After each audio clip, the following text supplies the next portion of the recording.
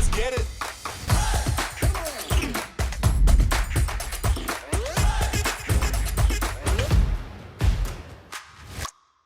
Hello, everyone. Welcome to the July version of our Microsoft Global Community Initiative General Session. Very happy to have you all here. Appreciate you taking some time out in the day for this session. We will be doing a little updates from our subcommittees, and we have a great topic. And my name is Heather Cook, and I'm a principal PM on the Microsoft Customer Global Advocacy Group. We are part of Microsoft 365 Engineering, and I get to work on community all day long, which I'm very thankful for, and this program. So happy to be here and be your host. I wanted to let you know Brian Hart from our team is on the call as well. Brian helps build out all the goodness for architecture and behind the scenes and taking care of the community tenant and many, many other things. And so thank you, Brian, for being here today. I see we also have a ton of our MGCI board members on the call and regional leaders. So hello, and if you want to give a shout or some jazz hands or even come off camera and say hi really quick, why not?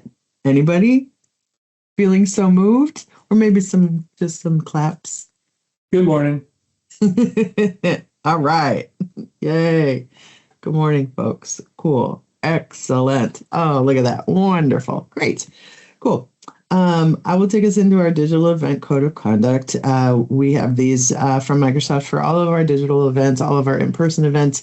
Our mission is to empower every person and organization to achieve more. And so on our calls, we aim to be inclusive and respectful and just be nice and give grace to people as well, because sometimes there's technical issues. So please feel free to use the chat, raise your hand, react, all of that stuff. We will work through any of that on the side here. But thank you for paying attention to this code of conduct. That's great.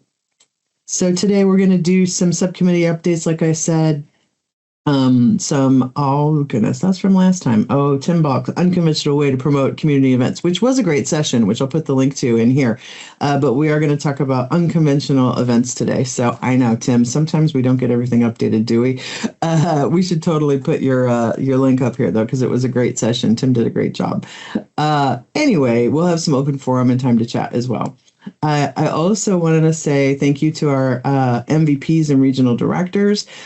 We just had a renewal cycle for Microsoft MVPs. If you don't know what an MVP is, it's a most valuable professional, and these are nominated by either a Microsoft employee or another MVP. So the renewals just happened. So congratulations to those of you who were renewed.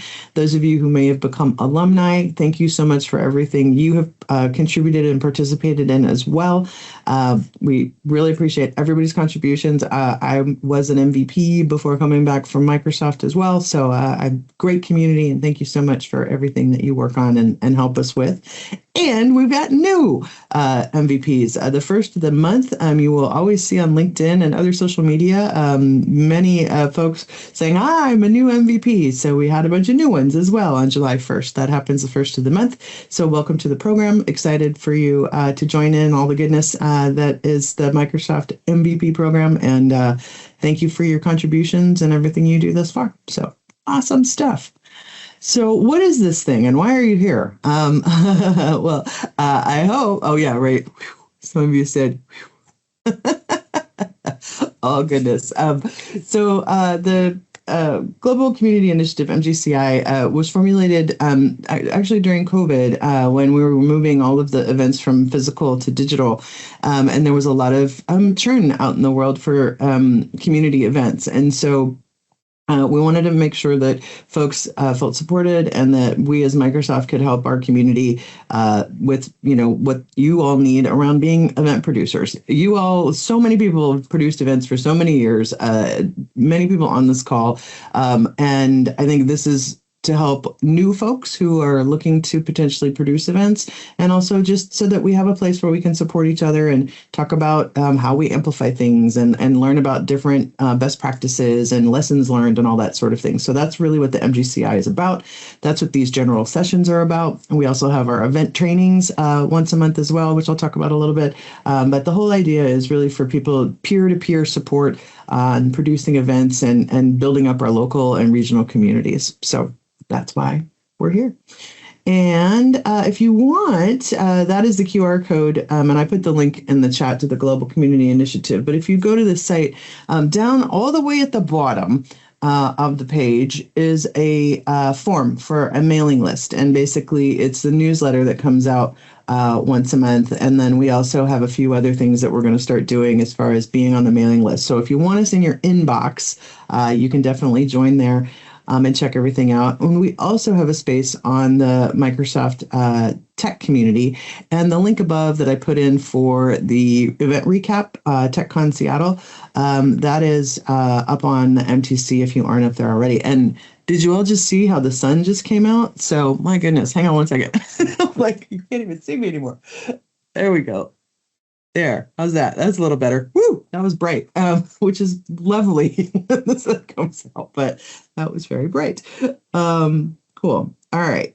So I am going to get into our subcommittees for some updates today. So all of our board members are also leads of our subcommittees. And so a board member is a community person, non-Microsoft, who's been nominated and serves a term. And I think we're going to be opening up for a new term of a couple board members coming up here shortly, which is going to be exciting. But we have communications and amplification, sponsorship and sponsors, tech and tools, training, and then regional leads. And so we're going to have some updates from folks. And if folks are out, because it is summer, I will give the updates for them. But we will start with communications and amplification. And I believe Jennifer is traveling, but in New Jersey. And Jennifer, do you want to give a quick update on communications and amplification? We're excited about kicking things off again post-August. So we're going to take our break in August. And then we are going to be when people sign up to help with communications, we're going to be assigning people different roles. So instead of just saying, hey, I want to help with communications, we're going to have different things that we can have people doing, making it easier for people to contribute versus signing up for kind of this nebulous thing. So look for that when we come back in September. We will have all of that ready to go and get people signed up. And of course, like Heather says, if there's new blogs or anything like that you guys want to see, topics you're interested in, feel free to share that in the chat or in different areas, and we will be sure to get those added to the list. Awesome. All right. Thank you, Jennifer. That's terrific. Cool. Yeah. And we all have two places where we are sending the newsletter. One is through that directly into email. And then we are also posting it up on our community area, which I was telling you about. I will send you a link to the latest and greatest one here. 1 second. Why not? Take a second to do that, right? And this is up on our Global Community Initiative Community Hub. And let me get that article for us. There we go. That would be July. So you can read it in two places, which is great. So there we go. Cool. So that's the July newsletter that we just sent out. And that's going to lead us next into sponsors and sponsorship. So anybody on that subcommittee want to give a quick update? I know you just held your, I think, was it your first or second meeting on the 11th? It was at 6 a.m., so I was not there. But I know they did have a meeting. Anyway. Yeah, I know. We talked about it and with Shannon, like, oh, well, Heather won't be joining at 6 a.m. at her time. So I get up early, but that's a little early for me. But yes, Mike, please. So basically, we are going to work through the summer to come up with a deck that details everything about what to do, how to approach things, what type of sponsorship you can have, a lot of details about sponsors and sponsorship.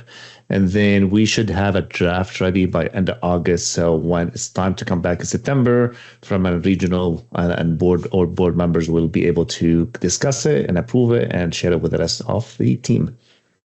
Awesome. That's great.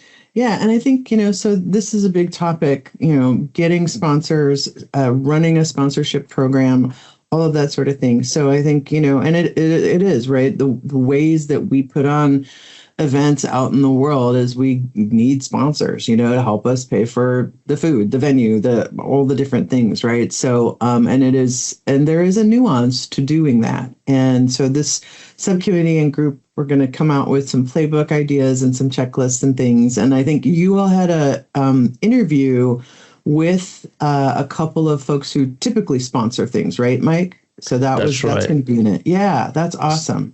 So we're going to include that as well with a couple of big one sponsor we already have the interview with. ShareGate is one of them, and the other one is coming up. Okay, cool. But yes, we will have that details on how to approach these big sponsors. That's great. Very cool. Okay, awesome. Thank you, Mike. That's awesome. And that kind of leads me into our talking about communitydays.org. And I was going to say, one of the things about communitydays.org, if you didn't know this already, first of all, if you know of an event out in the world and you know that it's happening, maybe you know the organizer, but you don't see it on communitydays.org, will you share it, communitydays.org, with them and let them know that they can list their event for free? It's free advertising. It's a place where people are going to actively look for events. People are actively looking for opportunities to speak. Folks are looking for, sponsorships as well. So if you're on the homepage of communitydays.org and you're looking in at any of these events, you can click on them and then you can see where it says sponsors. I'm actually going to do a quick demo of this because I really like it. So 1 second here. I'm going to flip over and show this to you all. And then we're going to get into updates on communitydays.org. Okay, I'm going to do share. I'm going to pop over and share this screen. Yeah. Okay, cool. I will demo this one really quick because this is Tom's. Who is our administrator for communitydays.org. He is out today, but so I went to communitydays.org here and I was looking around. We've got the DynamicsCon Regional, West Africa, Community Days New York, all of these events coming up here. And if I look into Community Days NYC, just as an example, you get your homepage, you get your all kinds of stuff. And Tom's really done this. Look at this is gorgeous. You got a map, you got all the information, interested in sponsoring here, that call for sponsors like I was talking about. So you can see, all the sessions here, but the sponsors is what I was looking for here. And let's see, call for sponsors is still currently open. Interested in becoming a sponsor, download our sponsorship package. So communitydays.org not only has a place to list your event, but it also, you can really manage your sponsors and sponsorship through this. You can upload your sponsorship package if you need to look at a sponsorship package to get some ideas on what yours might look like. That's a great way to go look at other people's events and see what they have done and what they're doing. And then if you're interested in sponsoring, you could see, I'd like to learn more, ready to sponsor, go back. So that's kind of cool too. So, let's see if I do ready, then you can put your name, as a sponsor in, get some information and, add your logo. And that's kind of when you're ready, right, to do it. So I just think it's a super cool back end that Tom and the team has created. And then as you can see, all the sponsors of said event then get listed. You can go to their website. It's got all the social stuff. And so that's a great way. That's a good give, if you will, on sponsorship, of a give gets from a sponsorship package. We give you money and then you give us logos and, potentially a booth and all that kind of other stuff that's there. So anyway, I just wanted to point that out because it's really cool. And I think some people miss that is a benefit of listing your event on the communitydays.org site. So all right, cool. Let me go back to my slides and general session, present teams. And there we go. Okay. Cool. Let me get back over here and let's pop into Community Days. Brian, you want to take those? Sure. Cool. Good morning. I am clearly not Tom. Tom had a late breaking conflict. This will be pretty short and sweet. The big thing that we've been working on for the last month or so has been an update on the back end to using a Cosmos DP instead of Azure Table Storage. And the big driver behind all of that was we had a good problem. We'd grown quite quickly, and we'd gotten to the point where the back end no longer scaled for the amount of traffic we were seeing on the site. So we went through and did that update, and we just completed it late last week. And we are all running on that. Some of you who are organizers may have gotten some errant emails in the last couple of days due to a small snafu in that change. But we believe we have that resolved, and we should be good to go going forward. Now that that's mostly in the rear view, we've got a few things on our upcoming queue. We've got subscribing to notifications. This will basically allow you as a user go through and more easily get notified about things that you might be interested in. And then a bunch of things that we deferred, bug fixes, minor optimizations, that sort of thing that we've been deferred while we were working on the database upgrade. All right, next slide. Awesome. And nice little promo. Yep. Since Heather already demoed this, I think we can move past this part. Okay, fair enough. And as always, I want to say thank you to our active volunteers, those on the screen now. And this is something that we don't track on the site, but we do give a shout outs here in our monthly meetings. Yeah, absolutely. So yeah, thank you very much, Jason, Mike, Russ, Jamel, and many other folks. So communitydays.org is really community run. It's supported by Microsoft infrastructure, like we've been talking about, but you all, work on the features, debug, come up with great ideas. Also, when I have my let's do this, see if we can come up with those things too. So just a big shout out and thank you for those of you who are helping with that. If you are interested in working with a great group of folks who, it's not just about, it's about learning together too. It's another great peer-to-peer group where you can learn in a safe environment about developing on a platform like this. So if you're interested in that, put that in the chat and we can connect you with Tom, which will be great. So that is communitydays.org. And then we're going to pop into, let's see, here we go. Wes, what's going on with training? Training. We have we are also taking a break in August, but we're going to sneak one in on July 31st before we all run away for a month or whatever we're doing. So we're going to be talking about communications planning, communications with your audience, with your speakers, with your sponsors, all that fun stuff. We are also trying to be a little bit more deliberate about how folks can help. So I just posted a little snippet there. We're looking at folks being able to create content for our topics before our sessions, so we have some more things to talk about. Participating in those sessions as a panelist or contributor to those conversations, and then if you want to help with summary content as well after the event, those are all some really solid ways that you can help spread the word and help contribute to the content. So let me or Sharon know if you're interested in joining us for any of those. But yeah, so we're going to have one more session on July 31st. And then we'll take a break and we'll be back after that with more stuff. Awesome. That will be great. Thank you, Wes. These are the trainings are always great. We're also we're putting those up on MGCI as well. I'm going to show you that really quickly. So I'm going to bounce back into a demo and show that. So hang on one second. Okay, cool. So this is the Microsoft Global Community Initiative up on Tech Community. And so those of you who might not have been here before, I'm going to put the link right there to Tech Community in general.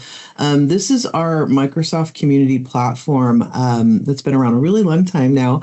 Tech Community has got all kinds of areas in it. It's a huge community. There are literally millions of people that are subscribed and come to this on a monthly basis. But this is the homepage, and up here you're always going to get kind of what's new and a lot of like events and things that you might want to dip into. So lots of stuff here in the and community days, of course. And then you've got, all kinds of other events and what's happening in the forums. It's a Q&A forum for folks to ask questions peer to peer for sure. And then you have your community hubs, and each of the different products or areas, some industries all have community hubs. I'm actually logged in. So I've chosen to become a member of Tech Community, although I've been a member for a really, really long time. But I'm logged in, which means that I have more access to do things like comment and like and all of that kind of stuff. So if you are, you can go to Tech Community, you can read and lurk if you want. But if you want to get in there and do some things, you need to join as a member, and you choose a handle and all that kind of stuff. So anyway, this shows my community hub. So the ones that I am most active in or that I pay attention to, right? So I follow those. So we have one for MGCI, and that's where we've been pushing a lot of content and information as of late, which has been great. We started this a few months ago, actually. And so you can find discussions about different, sponsorship subcommittees. Neil, I saw you asking to join, and hopefully we're going to get you all hooked into the sponsorship subcommittee if we haven't already. There's not been a ton of forum questions there, but I'm really excited also about the fact that we're going to have a new community manager that is going to help manage the space coming up in September. So I'm really excited about that. So we'll have somebody besides me and Brian who's up here chit-chatting and posting and doing some cool stuff. So that's really exciting. And that's under the discussions. And then you have our news articles, which I showed you earlier, which is where our newsletters are going. And this is information from all of you as board members and regional leaders posting up here. And then also all of the events. Now, what's cool about this is that you've got all the upcoming stuff. You can see the trainings coming up that Wes was just talking about, and we've got all of them scheduled out September, October. I'm about to schedule the rest of the general sessions. But the other thing you can do here is you can go into the past. And what's great about this is that you can go in and you can check out the different past ones if you like. And what we do is we put every general session and event training up on demand on our Microsoft Community Learning YouTube channel. And I also embed them here in the actual event listing itself. So you can always go back and see that. One of the things we are working on as well, so you kind of got three sites going on for MGCI, and I'm going to put this up here too. So you've got community days where all the events are listed. We've got our community hub for MGCI, and then we've got an adoption page up on adoption.microsoft.com. If you haven't been up here before, adoption.microsoft.com is, you're on YouTube, Wes. You better watch out. So if you haven't been to adoption.microsoft.com, and most Microsoft URLs, as you probably are, you've got techcommunity.microsoft.com, adoption.microsoft.com, support.microsoft.com, learn.microsoft.com. I know, wild, huh? But anyway, product name.microsoft.com. Anyway, so here, this adoption hub, first of all, it's ginormous. Our team runs this site. Jesse on our team and Aaron just do a great job. But you can go in here by role. You can go in here by product, and there's a lot of new stuff. Anytime there's something new or new pages, it gets a new blurb here. We've got different industries, for government, GCC, small and medium business, solutions, all the different kinds of solutions, resources, training, all kinds of different training, and then where we live and have a page is the Microsoft Global Community Initiative. And so here, joining the community means going over to the Microsoft Tech community. We also have community days, so that goes to community days, and then meet the advisors. And that is all about all the awesome folks who are our board and our regional leaders up here. So you can check out everybody who's doing that stuff. So anywho, just I thought I'd point that out too. But the one thing that we're working on right now, and it's a hidden page right now, is a way to share all of the PowerPoint decks from these wonderful meetings like this and the training. And so that by the end of the summer is going to be up here in the Global Community Initiative area. So we'll have another, what we call Blades here, and that's going to take you right to all the resources and everything. So lots of places to get your hands on all kinds of stuff. So coming soon. And then this is that newsletter sign up that I was talking about here at the bottom of the adoption.microsoft.com page, which I'll put up here one more time. So yeah, so bookmark 3 things: communitydays.org, the adoption.microsoft.com site, this one, and your M2C area for all of the events and all of that stuff. Yeah, I know it's 3 places. If I could change the world, I would. And I do most days a little bit, but this is what we have right now so far for that. So anyway, just wanted to give you a show of that. And I'm going to stop sharing and I'm going to go back to slides. The topic of today was thinking through hosting events in unfavorable environments. And I think this came definitely out of, folks who are working on events in places that may have challenges from environment or potentially politically or geographically, all of that. And so this is meant to talk a little bit about some of those things. And I think with any event, no matter where, you're always looking for, what are the challenges of putting on an event in said place, right? And so I think looking for, different strategies, and also, as an event producer, I will say one of the things that's always top of mind for me is people safety. And, hopefully you never see or notice any of that when you're at an event, but you just feel safe, I will say I've been to events in the past, and it's more like, I would say, social events, or going out to, places, because I'm an event producer in my heart. I'm always looking for the exits. I'm always looking to see, is it safe? Is it clean? Does it have are they paying attention to having stanchions where they need to be? And is there security and all of those sorts of things, So I think it's important as an event producer to really know that that's part of your job too, is if you're putting on an event, it is part of your job to keep people safe. And also when you're doing things, environments that have challenges, thinking through what those challenges might be so that you can meet the moment. If something arises, you have to be thinking about, no event goes perfectly. And so there's always things that come up, but some places have, additional challenges, I think. So it's sort of identifying and assessing challenging environments.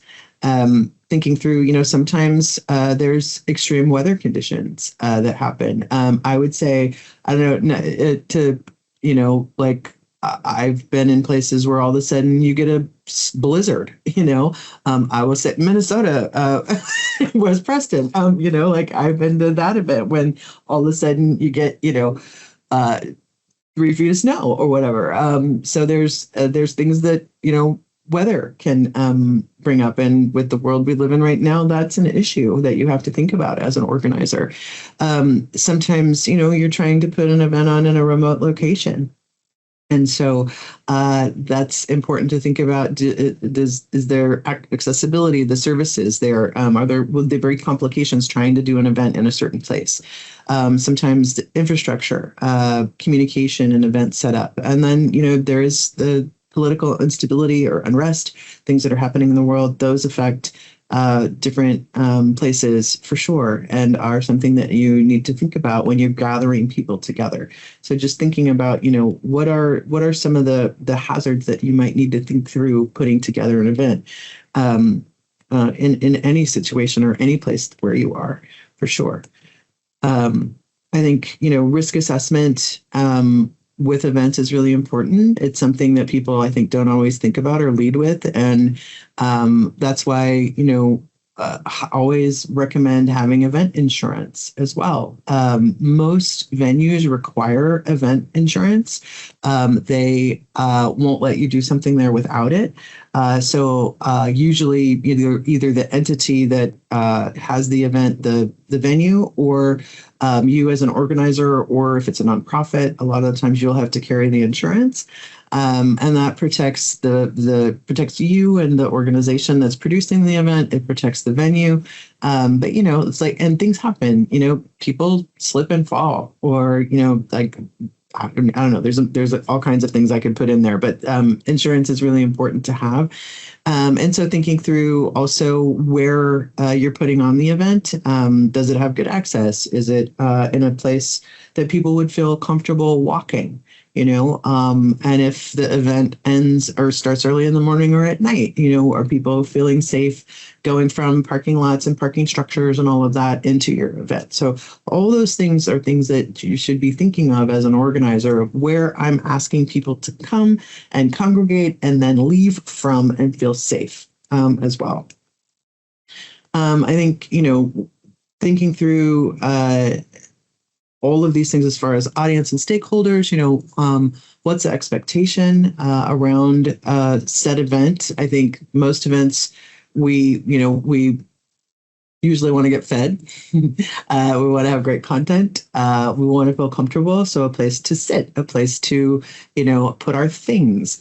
Is it, too hot, too cold, all of that. I think some of the biggest survey results that we get sometimes from events on surveys is, it was too hot, or it was too cold, or the food was good, or the food was bad. Those things are important. And people will not come back to your event if they're not fed well, and also if they're uncomfortable, right? So it's something to think about. Do you have enough chairs for everybody to sit on? And where, in the environment that you're putting on an event, sometimes you're dealing with very little money or funding, or very small area, or you're starting small because that's it's maybe the first time and you're trying to open up an environment and experience for people, right? So just sort of thinking through audience expectations. If you have stakeholders, who would be your sponsors? If you're taking money in, you have a responsibility to them to put on a really good show,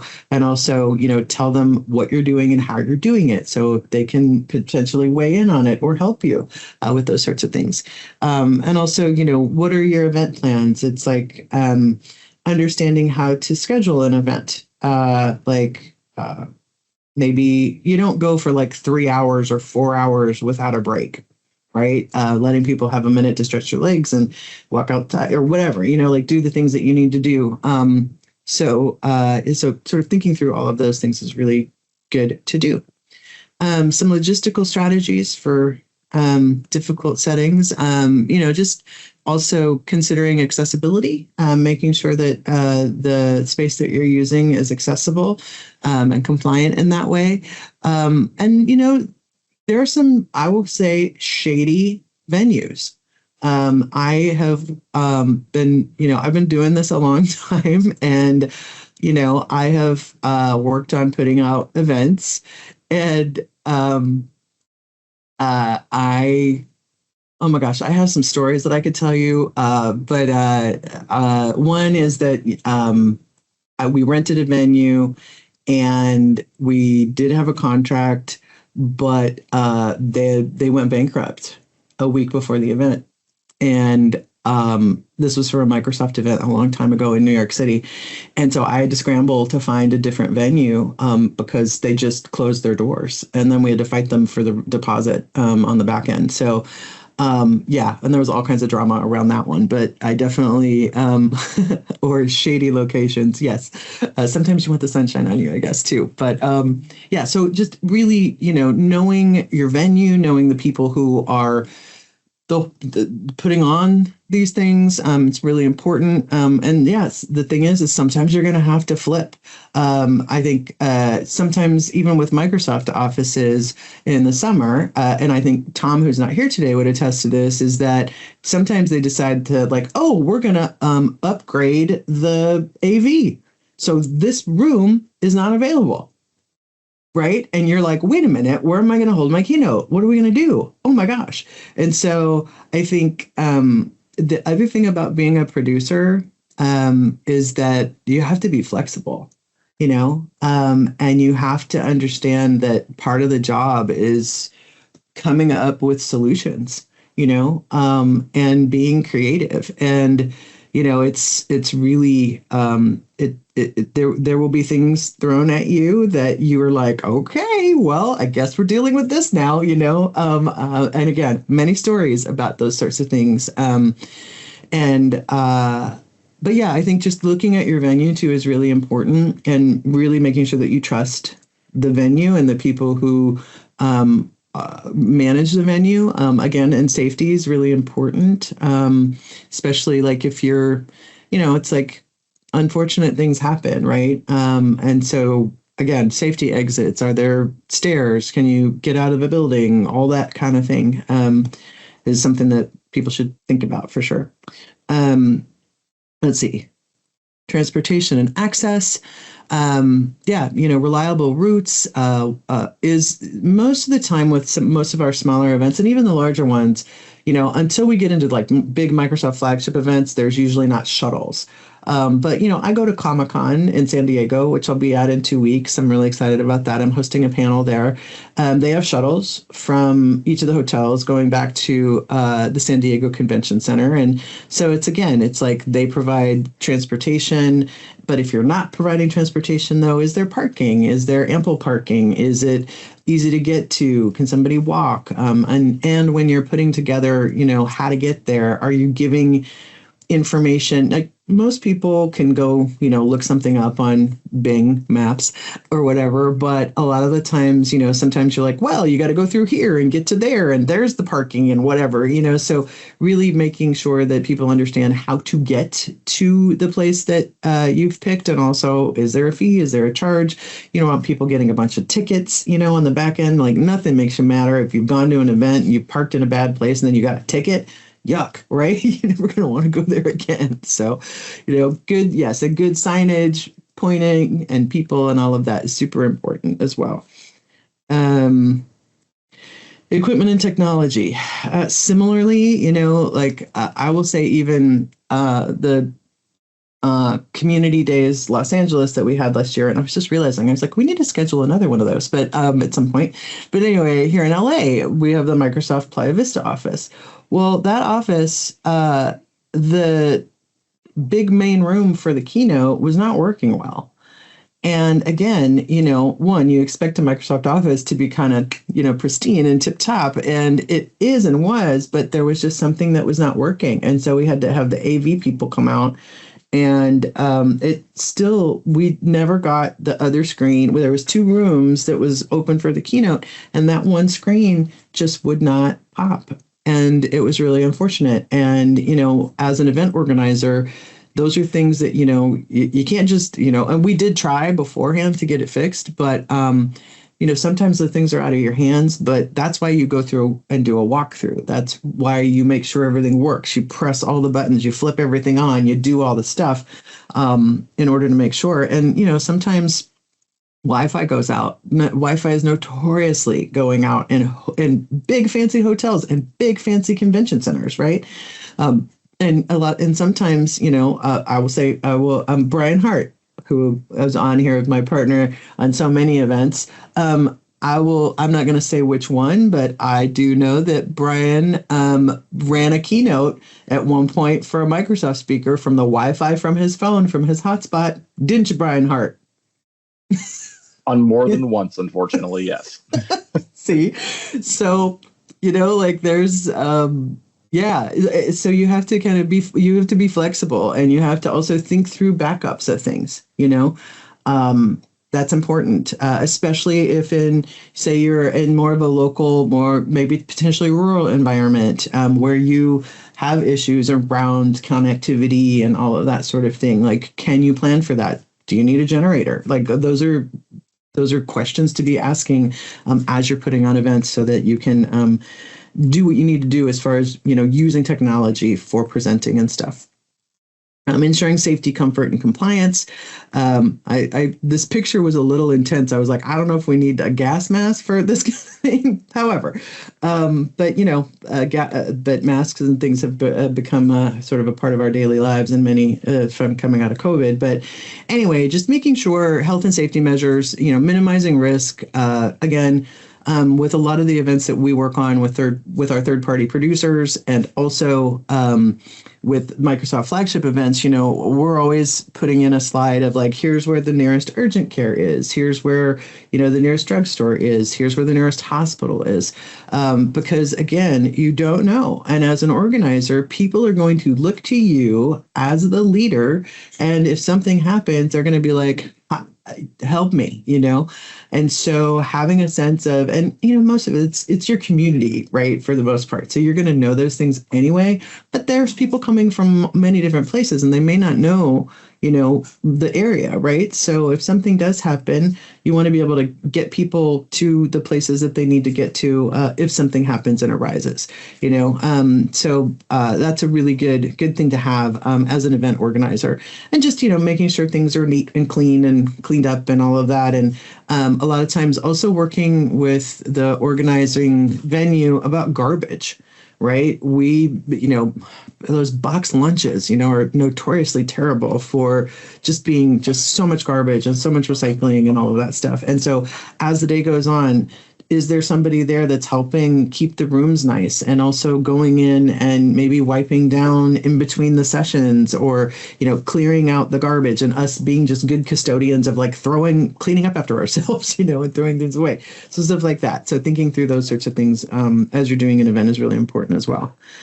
Legal and regulatory, compliance, permits, regulations, insurance, all of that stuff, just making sure you have all of those things.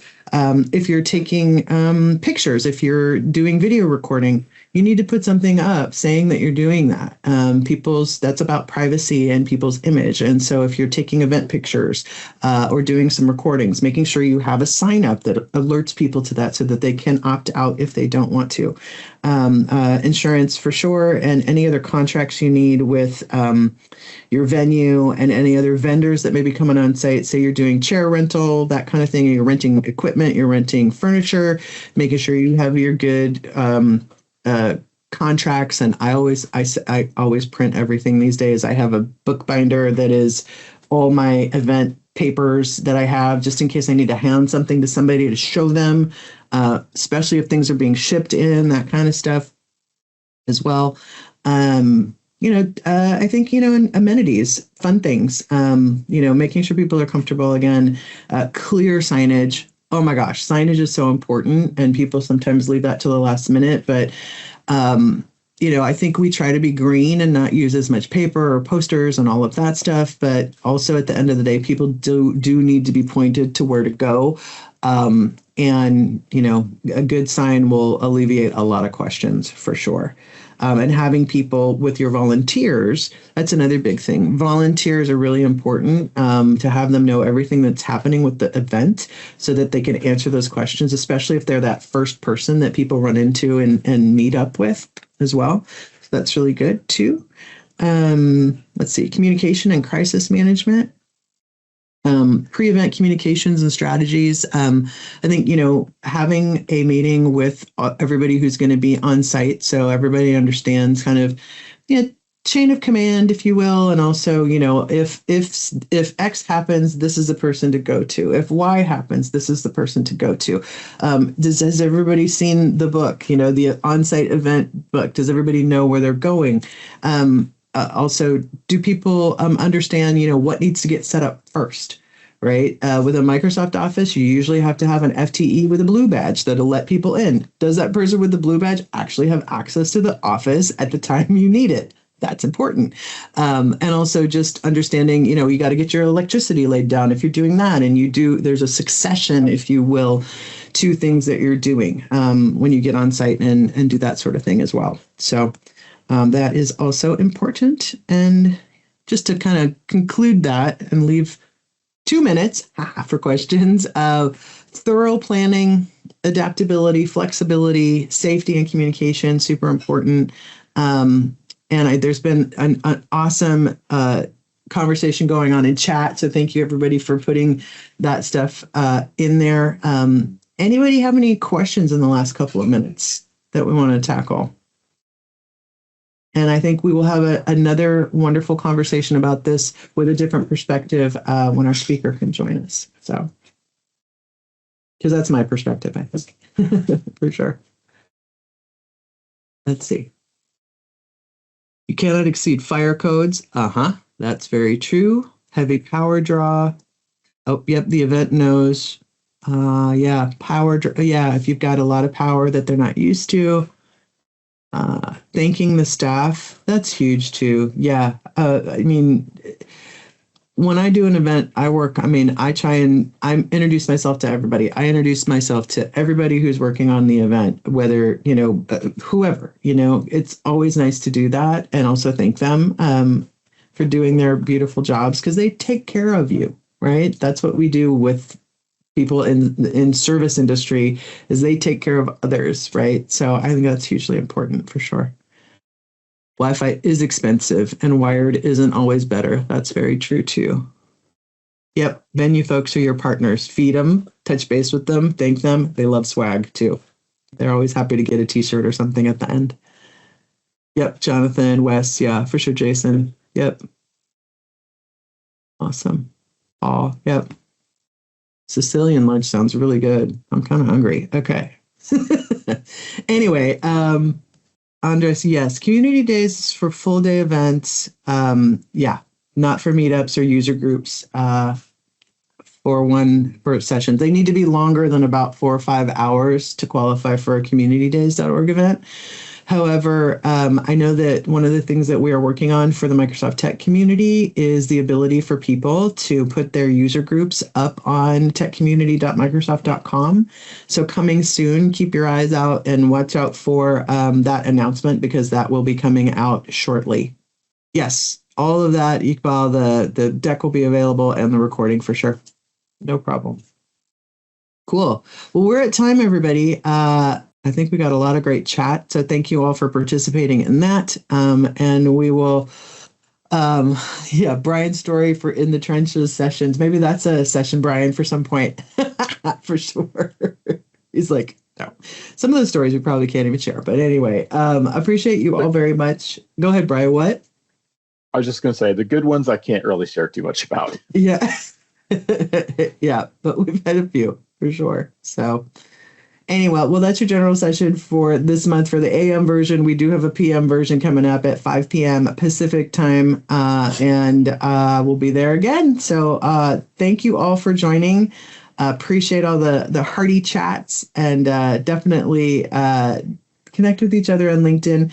Please take a look at communitydays.org. Come on to the MGCI adoption page and definitely come on over to the Tech Community Hub and feel free to start a conversation there. So more to come and happy July. And we are taking a break in August. So if I don't see you this PM, we'll see you back in September. So thank you, everybody. Have a great rest of your day or night. Bye.